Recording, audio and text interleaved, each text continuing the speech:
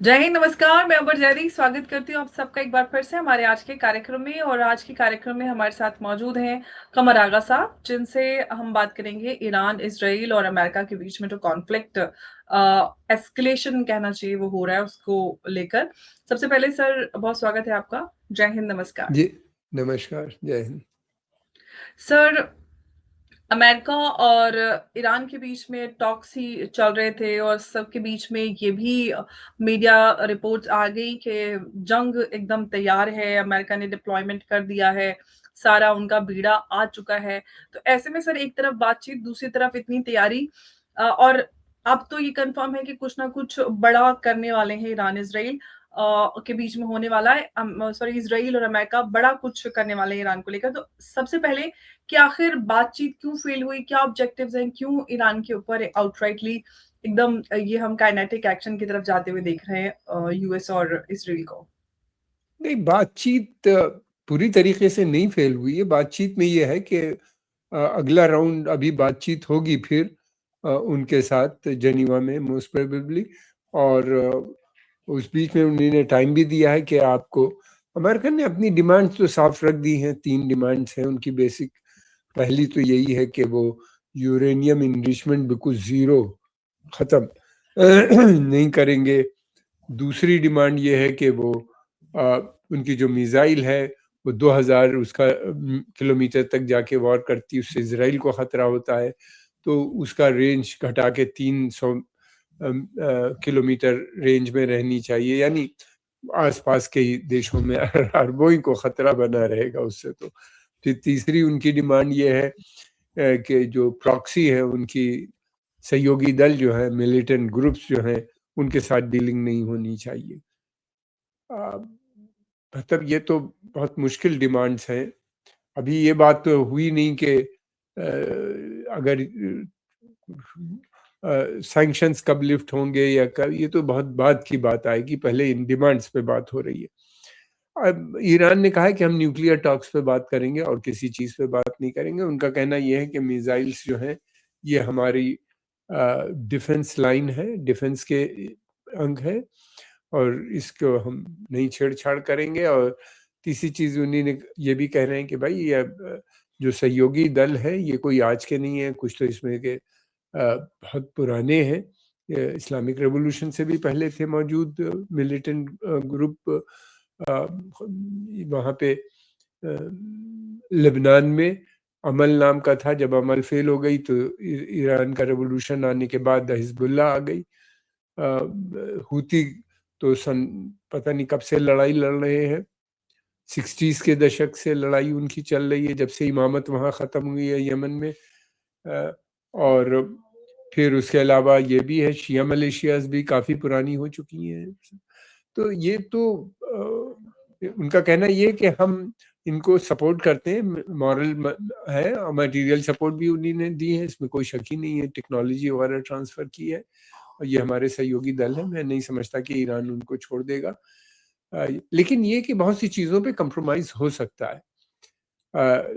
जैसे uranium enrichment की बात है, तो वो ये मेरा ख्याल है, जो रिपोर्ट्स आ रही हैं उससे ऐसा लगता है कि वो इस बात पे राज़ी हो सकते हैं कि इनरिचमेंट पॉज़, यानी रोक दिया जाए कुछ समय के लिए, 2 साल 3 साल, और फिर बाद में अगर होगा भी तो वो उतना ही होगा जितना IAEA, international atomic energy commission allow करती है, या अंतर्राष्ट्रीय नियमों के हिसाब से।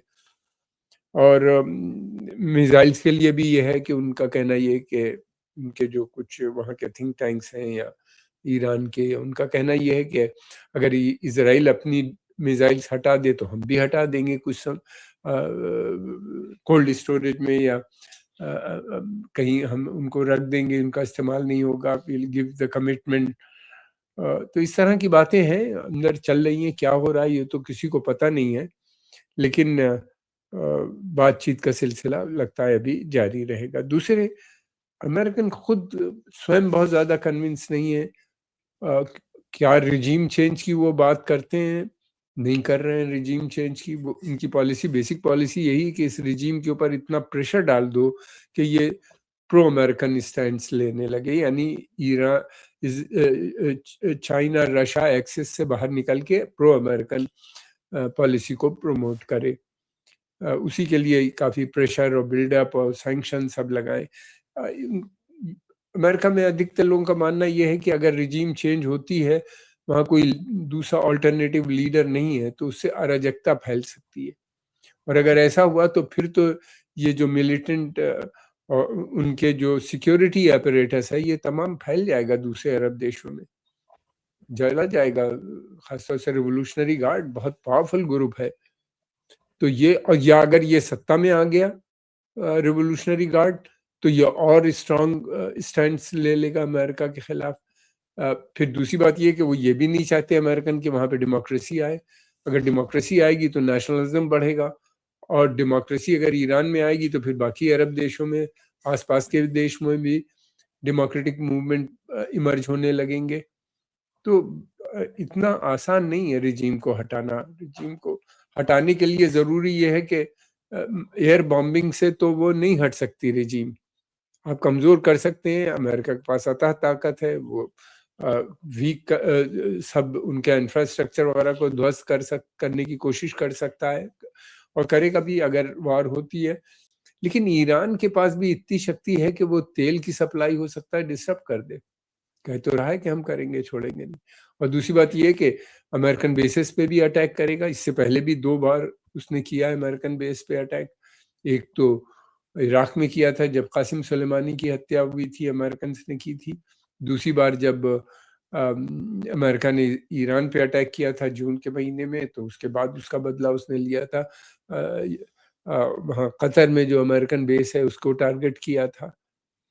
तो ये सोच लेना कि ईरान, सही बात है कि अमेरिका के आगे वो बात नहीं है, उसकी शक्ति नहीं है, लेकिन ये कि वो काफ़ी क्षति भी पहुंचा सकता है।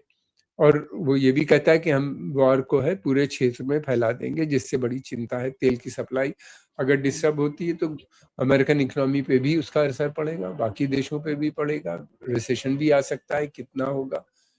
बहुत कंट्रोल से बाहर हो जाता है मामला अगर वॉर शुरू होती है तो। अब देखना यह है कि किस तरीके से क्या। वैसे प्रेसिडेंट ट्रंप ने नेतन्याहू से जब मिले थे, इजराइल के जो प्रधानमंत्री हैं, कुछ समय पहले, तो उनसे उन्हीं ने कहा था कि वो डिप्लोमेसी को एक चांस और देंगे, यानी बातचीत चलती रहेगी और साथ में मिलिट्री बिल्डअप भी रहेगा। इजराइल का कहना यह है कि रिजीम चेंज होना चाहिए ही नहीं, बल्कि ईरान को डिसमेंटल कर देना चाहिए, उसको तोड़ देना चाहिए अलग अलग उसमें, ताकि उनको कभी भी कोई खतरा न महसूस हो। अमेरिकन पॉलिसी ये है कि तेल की सप्लाई बनी रहनी चाहिए, उसमें किसी तरह की रुकावट नहीं आनी चाहिए, और अगर रुकावट आएगी तो फिर उसका असर इकोनॉमी पे पड़ता है उनकी।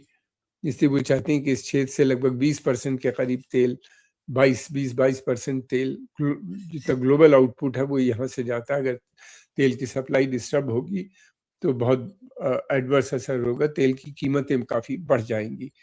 तो ये सारे सवाल हैं, अब देखते हैं आने वाले समय में किस तरह से एड्रेस करते हैं। एक चीज़ और मैं कहना चाहूँगा अंबर, वो ये है कि अमेरिकन इकोनॉमी इस बात की परमिशन नहीं देती कि लंबी वार वो लड़े।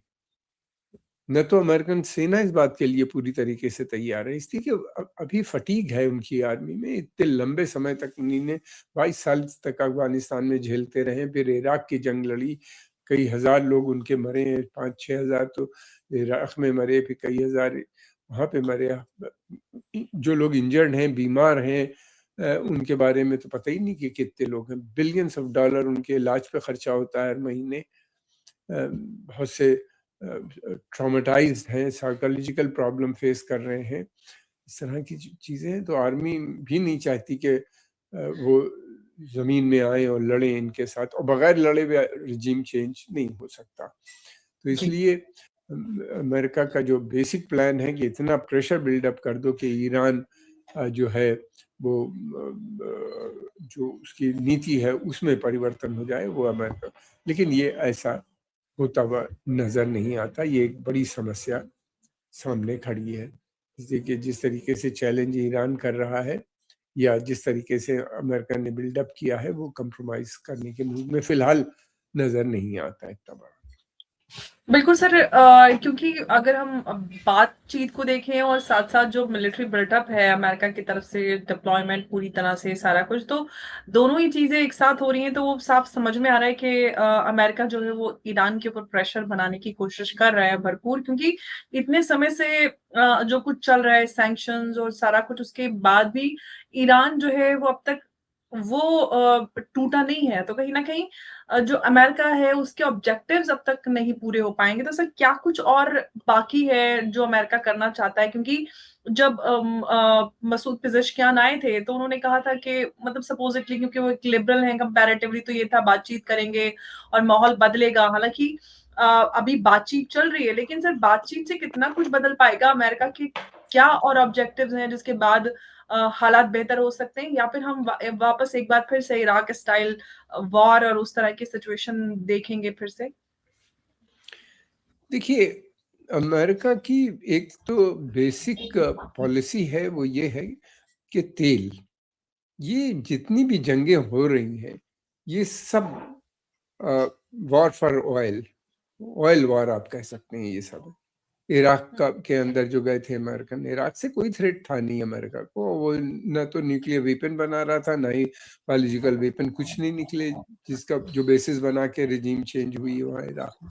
लेकिन क्योंकि इराक का में तेल के बड़े भंडार पाए जाते हैं और क्वालिटी, इराकी ऑयल की क्वालिटी बहुत अच्छी है, और इराक जो था वो अपने तेल के ऊपर अपना नियंत्रण बनाए हुए था, वो इनको देने पे तैयार नहीं था ठीक से। इन्वेस्टमेंट चाह रहा था कि आए करें, मगर कंट्रोल, ग्रेटर कंट्रोल उसी का रहना चाहता था। फिर उसके अलावा जिन जिन देशों ने अमेरिका पॉलिसी का बहिष्कार किया, वहाँ रिजीम चेंज हो गई, सीरिया में भी, लीबिया में भी, और फिर उसके अलावा हमने सूडान, सोमालिया, यमन में जो कुछ हो रहा है हम देख रहे हैं, अफगानिस्तान में जो कुछ हुआ सब के सामने है, बताने की ज़रूरत नहीं। ईरान अकेला देश बचा है जो अभी भी अमेरिकन पॉलिसी के विरुद्ध काम कर रहा है, और दूसरी बात ये कि तेल और गैस के वहाँ पे बड़े भंडार पाए जाते हैं। ईरान की स्ट्रेटेजिक लोकेशन बहुत इंपॉर्टेंट है। एक तरफ तो इसका बॉर्डर साउथ एशिया से मिलता है, यानी पाकिस्तान से, पहले भारत से मिलता था आज़ादी से पहले हमारी। फिर उसके अलावा दूसरा इराक से इसके बॉर्डर मिलते हैं, फिर इनके बॉर्डर मिलते हैं अर्मीनिया और अज़रबैजान से, कॉकेशस रीजन में, फिर कई एक सेंट्रल एशियन रिपब्लिक से मिलते हैं इनके बॉर्डर, और कैस्पियन सी के दूसरी तरफ रशिया है। तो इस तरह से एक बहुत ही इम्पोर्टेंट लोकेशन है, और आप देखिए इन सभी जगहों पे तेल के बड़े भंडार पाए जाते हैं पाकिस्तान को छोड़ के। हालांकि अमेरिकन का कहना है ये वहाँ पे भी तेल है, कुछ पता नहीं कितना है, लेकिन ये है कि जो सेंट्रल एशिया है वहाँ पे भी ईरान जो है वो गेटवे है सेंट्रल एशिया का, क्योंकि वो बाकी चारों तरफ से घिरे हुए हैं, समुंदर भी उनका जो है कैस्पियन सी वो भी लैंड लॉक्ड है। तो एक ही रास्ता है इनके लिए, अमेरिकन के लिए, कि ईरान के थ्रू सेंट्रल एशिया में एक्सेस किया जाए, और सेंट्रल एशिया में रशियन इन्फ्लुएंस बहुत है, उसको वो न्यूट्रलाइज करना चाहते हैं, और सेंट्रल एशिया को ईरान, और फिर ईरान से वहाँ के तेल गैस पाइपलाइन और सब चीज़ें वहाँ से ला के भारत या पर्शियन गल्फ के माध्यम से यूरोप अपने मार्केट में ले जाना चाहते हैं। ये कोई छिपी हुई बात नहीं है, काफ़ी इस पे बहस हो चुकी है। अमेरिका पॉलिसी पेपर्स भी हैं बहुत से स्टेट डिपार्टमेंट्स के और दूसरी जगहों के। लेकिन क्या ये संभव है? इराक में भी उन्हीं ने कहा था कि इराक की में अगर सद्दाम हुसैन की रिजीम बदल जाएगी तो सब अमन शांति आ जाएगी। अब ईरान की कह रहे हैं कि रिजीम बदल जाएगी, अमन शांति आ जाएगी। गाजा में वार चल रही है, लीबिया के अंदर सिविल वॉर लाइक सिचुएशन है, फिर उसके अलावा वहाँ पे सोमालिया और सूडान में बुरी हालत है, आर्मी लड़ रही है, सबके पीछे कहीं बड़ी ताकतों के हाथ भी हैं, एक दूसरे को सपोर्ट कर रहे हैं ग्रुप्स को। तो ये तो पूरा क्षेत्र ही इनस्टेबल हो जाएगा, और ईरान को छुआ तो ईरान कहता है कि वो बाकी भी सब जगहों पे जहाँ जहाँ अमेरिकन बेस हैं उसके ऊपर अटैक करेंगे, तेल की सप्लाई को डिस्टर्ब करने की कोशिश करेंगे, और उनमें क्षमता भी है, वो हो सकता है कि कुछ तेल की सप्लाई पे इफेक्ट कर सकें। तो मेरा ख्याल है कि दूसरे अमेरिकन इकोनॉमी इतनी बहुत स्ट्रांग नहीं है फिलहाल, अनएम्प्लॉयमेंट भी है उनके यहाँ, अंडर एम्प्लॉयमेंट बहुत है, छोटे छोटे जॉब लोग करते हैं, कभी 3 महीने, कभी 2 महीने, कभी 5 महीने, कभी 6 महीने, कभी 2 साल, इस तरह के जॉब्स उनको मिलते हैं, सैलरी नहीं मिल रही। और एक और बड़ी बात है, अमेरिका की पब्लिक ओपिनियन भी युद्ध के फेवर में नहीं है। बड़ी संख्या में मागा मूवमेंट, वो नहीं चाहता था कि कोई और युद्ध हो, और वो ट्रम्प के समर्थक है। Make America great again movement, जिसके लीडर स्वयं राष्ट्रपति डोनाल्ड ट्रम्प साहब हैं। उसके अंदर भी बहुत वो है कि आप वॉर नहीं लड़ेंगे, बल्कि इंटरनल उनका मानना ये था, उस पर ध्यान देंगे, जॉब्स क्रिएट करेंगे, मैन्युफैक्चरिंग लाएंगे, जो कि प्रेसिडेंट ट्रम्प ने वायदा किया था। अगर युद्ध होता है तो ये इस एजेंडे का क्या होगा, ये बहुत सी बातें हैं। और टैरिफ, और मेरा मानना ये है कि टैरिफ और ये सैंक्शन लगा के आप बहुत दिनों तक अपने ऑब्जेक्टिव को नहीं पूरा कर सकते, कमजोर कर सकते हैं, जनता को परेशान कर सकते हैं, मगर जी। लेकिन सर अब जिस तरह के हालात हो रहे हैं और ईरान जो है वो भी ऑफ कोर्स चुपचाप नहीं बैठने वाला है। एक तो ये कि क्या सर चाइना और जो रशिया है वो आगे आएँगे अमेरिका के खिलाफ ईरान के साथ में? और दूसरा सर अगर हालात खराब होते हैं, हम जानते हैं कि ईरान जो स्ट्रेट ऑफ हॉर्मुज़ से जो ऑयल सप्लाई होता है वो डिस्टर्ब हो सकता है। तो सर भारत के लिए किस तरह की स्थिति आप देख रहे हैं? देखिए, 2 चीज़ आपने पूछी, चाइना और रशिया का जहाँ तक सवाल है, मुझे नहीं लगता कि ये लोग सामने आएंगे। लेकिन एक चीज़ तय है, अगर ये रिजीम कमज़ोर होती है या रिजीम टूटती है, तो फिर रशिया और चाइना का जो इन्फ्लुएंस है सेंट्रल एशिया और पश्चिम एशिया में, ये बिल्कुल न्यूट्रलाइज हो जाएगा। यही नहीं होगा, बल्कि अमेरिकन का वर्चस्व ईरान पे बनाने में कामयाब हो जाते हैं, तो फिर तेल की सप्लाई जो ईरान को जा रही है वो भी बंद कर दी जाएगी, यहाँ से भी और सेंट्रल एशिया से भी।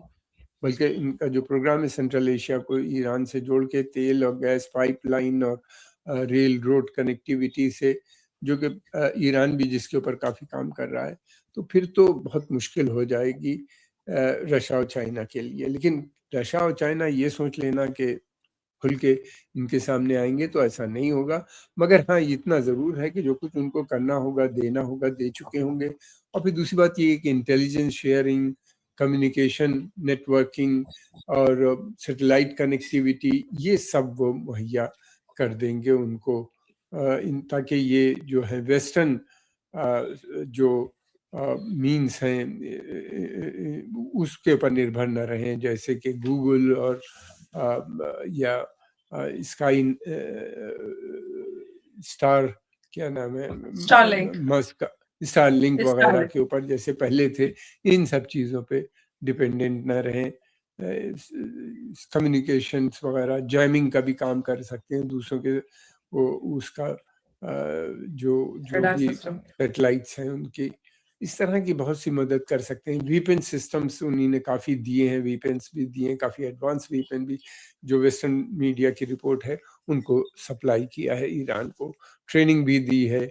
अब रशिया और ईरान साथ में एक्सरसाइजेज भी कर रहे हैं। एक्सरसाइज एक तरह की ट्रेनिंग होती है गल्फ ऑफ हॉर्मुज़ में। तो इस तरह की चीज़ें हैं। हो सकता है कि संभवतः कुछ पैसे की इकोनॉमिक एड भी मिल सकती है, देनी चाहिए उनको, अगर ईरान को चाहते हैं कि वो स्ट्रांग और स्टेबल बना रहे। सैंक्शंस हैं वहाँ पे, ये चीज़ें मैं समझता हूँ कि ये और कर सर पाएंगे। भारत को लेकर जो मैंने सवाल पूछा था, क्योंकि चाइना और भारत को दोनों दोनों ही जो है वो ऑयल के सबसे बड़े मतलब सबसे ज्यादा निर्यात करते हैं। भारत की तो पॉलिसी है कि वो इस क्षेत्र में अमन शांति चाहता है कि बनी रहे सभी देशों में, और भारत हमेशा से इसी का प्रयास करता है। प्रधानमंत्री मोदी जी इजराइल जा रहे हैं, मैं समझता हूँ कि वो ज़रूर इस मुद्दे को करेंगे। दूसरी बात ये भी है, मैंने पहले भी बताया था कि अगर हमें 6 से 7% इकोनॉमिक ग्रोथ जो हमारी लगातार कई सालों से चल रही है उसको बनाए रखना है, तो तेल की सप्लाई डिस्टर्ब नहीं होनी चाहिए। अगर ये तेल की सप्लाई डिस्टर्ब होगी तो कीमतें भी बढ़ जाएंगी और यहाँ पे हमारी बहुत सी प्रोडक्शन में भी प्रॉब्लम आने लगेगी। सबसे बड़ी बात तो ये कि हमारा बजट डेफिसिट बढ़ने लगेगा अगर तेल की कीमत बढ़ती है। और दूसरी बात ये कि हमारे भारतीय मूल के लोग 1 करोड़ इस पूरे क्षेत्र में रहते हैं, जो वहाँ से लगभग 30, 40, 50 billion dollar time to time हर साल भेजते रहते हैं। कभी 30, कभी 40, कभी 50, इस तरह से बिलियन डॉलर वहाँ से आता है रेमिटेंसेस की शक्ल में। और फिर यही नहीं, बल्कि हमारा 150 से 200 बिलियन डॉलर के बीच में बायलैटरल ट्रेड है इन देशों के साथ, और इन्वेस्टमेंट भी वहाँ से आ रहा है लगातार। कतर ने भी प्रॉमिस किया कि 100 बिलियन वो आने वाले समय में भारत में इन्वेस्ट करेगा। क्राउन प्रिंस मोहम्मद सलमान भी 100 बिलियन से ज़्यादा भारत में इन्वेस्ट करने के लिए इच्छुक है। हमारी इकोनॉमी 4 ट्रिलियन की है। इन लोगों को लगता है भारत में इन्वेस्टमेंट से आने वाले समय में उनको ज़्यादा फायदा होगा बनिस्बत यूरोप एंड अमेरिका की। लुकीज पॉलिसी इन लोगों ने अडॉप्ट की है। लेकिन अगर युद्ध होता है और फैल जाता है किसी तरह, तो लाखों लोगों को वहां से भारत को लाना पड़ेगा, जैसे इराक के युद्ध में हुआ था।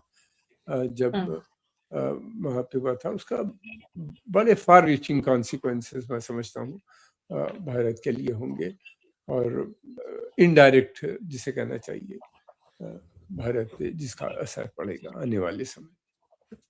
बिल्कुल, फिलहाल तो हालात गंभीर बने हुए हैं। एक तरफ बातचीत चल रही है, दूसरी तरफ अमेरिका ने जो डिप्लॉयमेंट है, वो भी किया हुआ है। तो किस तरफ ये हम इसको बढ़ते हुए देखेंगे, ये तो बहुत जल्द हमें पता चल जाएगा, क्योंकि इसमें बहुत ज़्यादा समय लगने नहीं वाला है। सर, आपका बहुत-बहुत धन्यवाद इस चर्चा में हमारे साथ जुड़ने के लिए। नमस्कार, जय हिंद, जय भारत। नमस्कार, जय हिंद। धन्यवाद सर।